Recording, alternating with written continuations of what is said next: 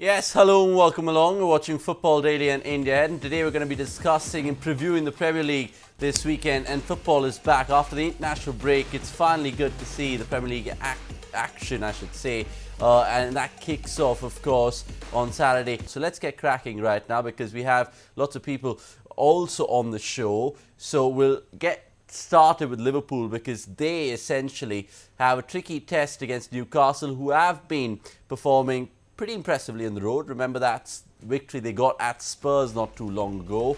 But when we talk about Mo Salah and this Liverpool juggernaut under Jurgen Klopp, it's absolutely brilliant to say the least. In fact, let's see if we can get across to the Liverpool fan if Ishan Pujari can be reached, because he of course can shed a lot of light on how they've gone about this season. I think what's impressed me the most is that Liverpool haven't really added any new players to the squad, apart from Adrian, who's a backup goalkeeper and actually hasn't fared too badly, I must say, ever since Alisson's injury. But what's really impressing is that he's stuck with the same team. I'm pretty excited to watch maybe Lallana and Oxlade-Chamberlain to play in this team again and to come back, and it's almost like having new players. But what is truly impressive is that Jurgen Klopp has taken so many years to build this title-winning squad, and he has utmost faith in this. And I feel like it goes to show that you don't have to splurge big money like Barcelona or Real Madrid or Man United for that, for instance. And that to build a title-winning team in this generation of football actually takes a lot of time and patience, just like Pep Guardiola and Jurgen Klopp are doing, unlike Man United, who sacked their manager every 6 months. I think Ole Gunnar Solskjaer is already halfway out the door. But I'm really excited about this season. I'm really impressed by Jurgen Klopp's determination and his confidence in the game that he wants to play and wants Liverpool to play. Absolutely. And Isha, will come back to you because when we talk about Liverpool, I mean, we have to mention Manchester City as well, because what they've been doing over the last 2-3 years, maybe even 5-6 years in the Premier League is quite sensational, more so with Pep Guardiola. Let's bring in a Manchester City fan who joins us from Bangalore right now, Sanal Srinivasan. Sanal, thanks for your time. One man who's been very impressive for you all is Raheem Sterling. Do you think he will kick on his great form this weekend as well, without a shadow of a doubt? Oh yeah, Raheem Sterling has become a really good player under Pep. He's starting to score more goals. He's running really hard into the box, and he's become a great asset to the English team as well. He's really fast, can easily outrun most wingers, and that really helps score a lot of goals and create a lot of open goals actually for us. Fair enough. Prasanna, we'll come back to you because we also have a United fan joining us from Bangalore as well. Norman Dean is on the program as well. And Norman, well, it is a tough time being a United fan indeed, without a shadow of a doubt. When we talk about Manchester United this season, 4 points in just the 4 games. How do you see United right now? Because they're clearly a team in transition. United versus Leicester, it's at home again. And it's another opportunity for the lads to do or play a better game than what they did last week. Last week we had an international break in between. So I think it's going to be a really tough game, especially with Pogba injured. He's not expected to play.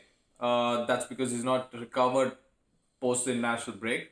A couple of injuries as well. So it'll be interesting to see how Oli lines up this week. Who are the players that are going to come in, and not much to say here because we are struggling with a lot of injuries, and Rashford is not firing. We don't have a midfield again, Pogba. So it's going to be interesting to see. It's going to be a tough game. And if United do come out of it with 3 points, that would be great. Leicester, on the other hand, they're playing pretty well. They're on top 4 now, moving up the ladder. Brendan Rodgers is known for playing very tactical. He's a very well-known manager, so it's not going to be an easy fight at all. Vari's on point. He's playing pretty well. If you've seen his goals previously in the last 3 weeks, one of them was spectacular. And the team as a whole, as Leicester, has been playing pretty well. They have a very good defense. So Let's see how United shape up and cope up with Leicester at home. Hoping that United come away with 3 points.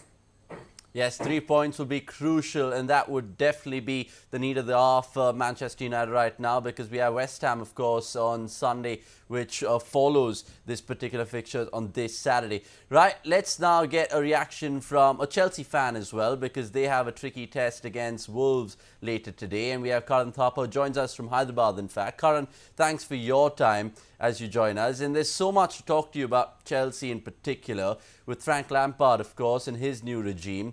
First and foremost, what do you make of things at Chelsea right now and their season so far? Thank you for having me. What I make of Chelsea's season so far? I think it's been a bumpy road. I think we need some time for the club to stabilize, and the club management is thinking long term right now. So that's a good thing for us as a club. I think because of Frank Lampard, we're having a lot of youth starting in our team, which is a very good thing because they have proven themselves in the Youth Champions League and the Youth Premier League, which we have won many times. And I think that's a good thing for the club. So Lampard being the man for the job, I think he needs a little bit more time. So let's see how it goes.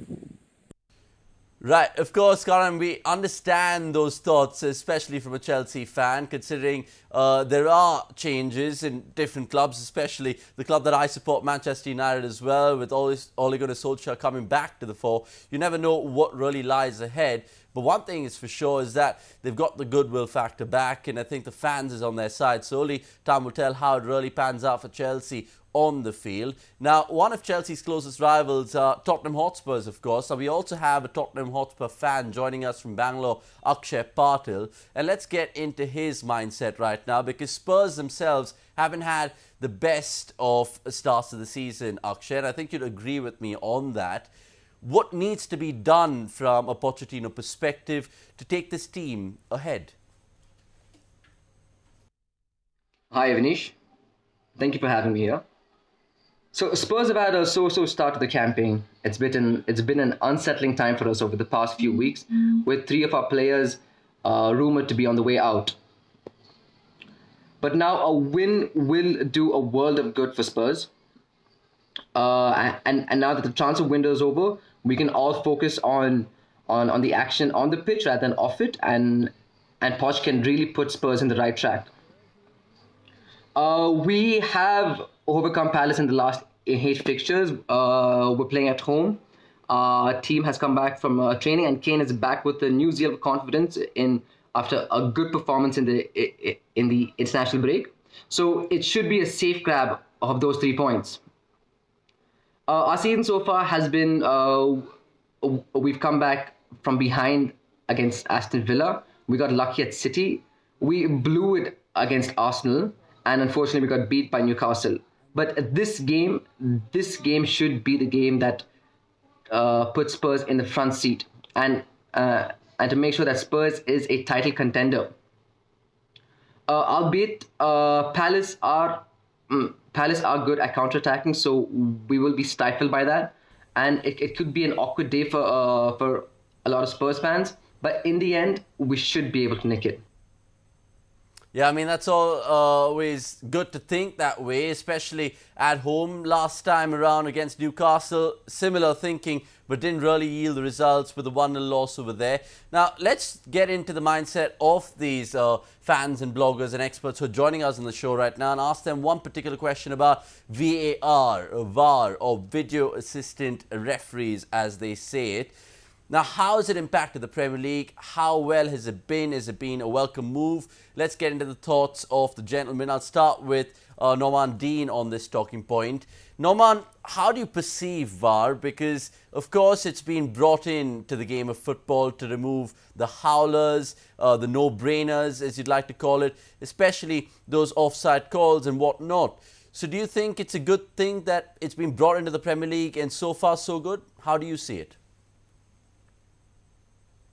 Yeah, VAR is a good technology to be bought in because it helps the referees, it helps the whole league. It has its positives and negatives. Positives, yes, it does help the referees in many ways to see penalties or any fouls or any small things that the players do but that the referee cannot see and it's caught by VAR.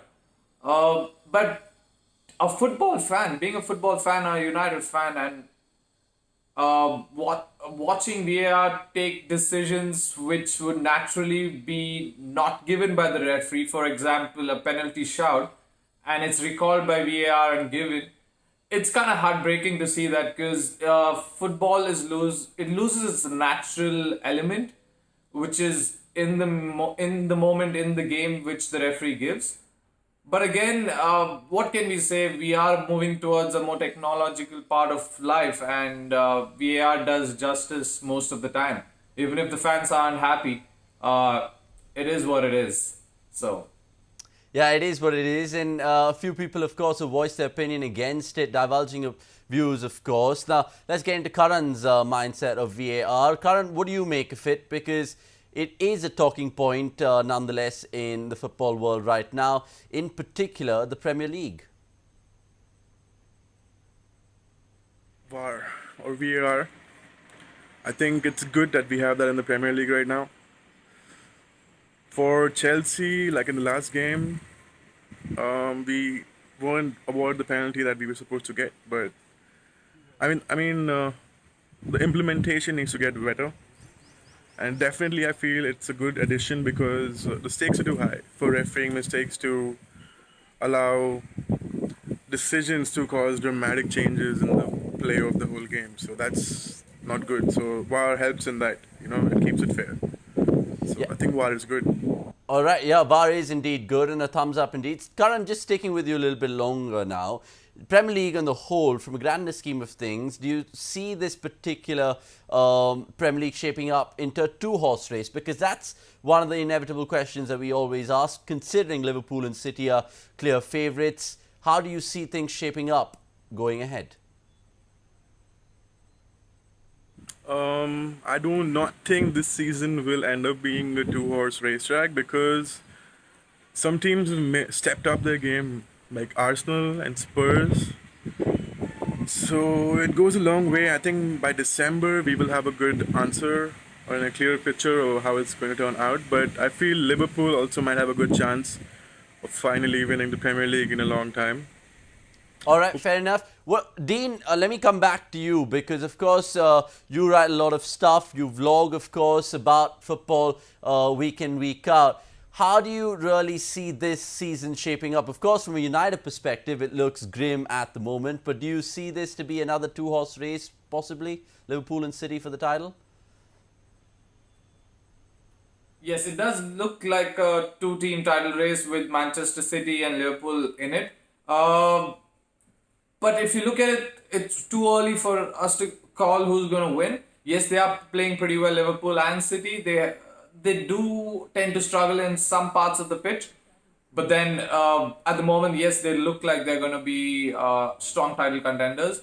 It's too early in the season, so I would even be predicting Arsenal playing pretty well and catching up with the teams. Leicester seems like they're playing pretty well now and will be facing United very soon.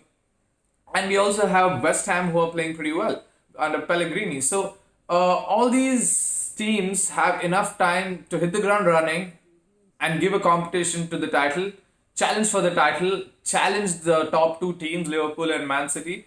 And I hope there's a new team winning this. Not at all Liverpool, not at all City. It's heartbreaking to see them win, but it is what it is. No, I sympathise with you. I sympathise with you completely, Norman, and we've been there over and over again, especially in the last 3 to 4 years. But let me now just drag Akshay Patel back into the conversation because Spurs are one team which can really make a meal out of this. We've seen that time and time again. We also know the fact that they have it in them to really go big. How do you see the season for Tottenham in particular? They were European runners-up last year. They had a lot of defeats as well, not many draws, Akshay. So going ahead, do you think Spurs can actually be the third team to make it a three-horse race possibly? I'm confident in finishing in the top four. The title looks pretty distant for now. City and Liverpool are just smashing teams as they come. We were lucky at the Etihad, but at Anfield, we'll need a lot more than luck to get out alive. Our journey in the CL final is something that shows that we're capable of being a strong competitor. The character that we showed last year in the Champions League is the type of character we need to become a title-winning squad.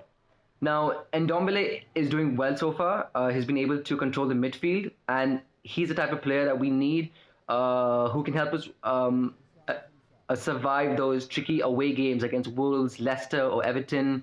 He'll be able to prevent them from maximizing their home advantage while also giving those defense-cutting through balls. But we need to use our squad depth a lot more now, especially with Lucas Moura.